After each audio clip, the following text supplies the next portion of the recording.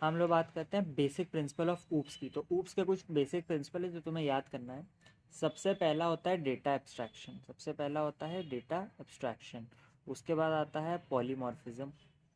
Polymorphism के बाद आता है इनकैप्सुलेशन, और इनकैप्सुलेशन के बाद आता है इनहेरिटेंस। तो ये चार हैं। तो अगर कोई तुमसे बेसिक प्रिंसिपल पूछ लेगा ऊप्स के, तो तुम्हें इन चारों का नाम लेना पड़ेगा: data abstraction, polymorphism, encapsulation, inheritance. सबसे पहले बात करते हैं डेटा एब्स्ट्रैक्शन की क्या होता है। डेटा एब्स्ट्रैक्शन मतलब the act of representing data without showing background detail. मतलब कि बैकग्राउंड में कुछ भी हो रहा हो, उससे हमें कोई मतलब नहीं। हमें यूज़र को ये नहीं दिखाना कि बैकग्राउंड में क्या होना है। हमें सिर्फ यूज़र को जो उसको मतलब डेटा हाइडिंग जो होता है वो चीज़। तो बैकग्राउंड डिटेल्स बताने की उसको ज़रूरत नहीं है। सिर्फ जो एसेंशियल फीचर जो उसके लिए ज़रूरी है वो जब हम उसको बताते हैं तो उसे हम डेटा एब्स्ट्रैक्शन बोलते हैं। फिर आता है पॉलीमॉर्फिज्म। पॉलीमॉर्फिज्म क्या होता है कि जब कोई फंक्शन, कोई भी ऐसा फंक्शन या मेथड हो हमारे प्रोग्राम में जिसका पर्पस एक से ज़्यादा हो।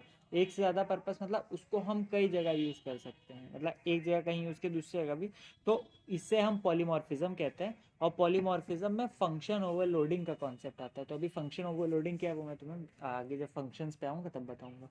उसके बाद इनकैप्सुलेशन। इनकैप्सुलेशन को तुम एक दवा वाली कैप्सूल की तरह समझो। दवा वाली कैप्सूल क्या होती है? दवा वाली कैप्सूल ऐसे गोल होती है, कैप्सूल को बीच से काटते हैं तो उसके अंदर पाउडर वाली दवा होती है। तो वही काम इनकैप्सुलेशन का है कि it wrap ups the data and process it into a single unit. बहुत सारे डेटा को वो रैप अप कर लेगा और एक साथ मतलब उसको एक सिंगल यूनिट समझ करके उसको प्रोसेस कर देगा। तो वो इनकैप्सुलेशन होता है। और उसके बाद आखिरी होता है इनहेरिटेंस। इनहेरिटेंस ये होता है कि जब व्हेन मतलब object of one class acquires property of object of another class. यानी कि यहाँ पे एक होता है पेरेंट क्लास और एक होती है चाइल्ड क्लास। ठीक। तो जो पेरेंट क्लास होती है वो होती है सुपर क्लास। सुपर क्लास होगी पेरेंट क्लास और सब क्लास होगी चाइल्ड क्लास।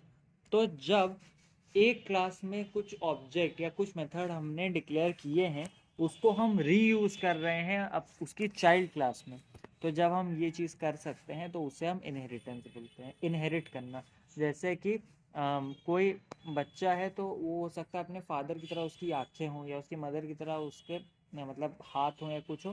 तो वो सारी चीज़ अपने पेरेंट्स से इनहेरिट कर रहा है। तो उसी तरह जब एक पेरेंट क्लास से हमको चाइल्ड क्लास में इनहेरिट करते हैं मतलब सुपर क्लास है सब क्लास में, तो ये इनहेरिटेंस की प्रॉपर्टी होती है। ठीक है।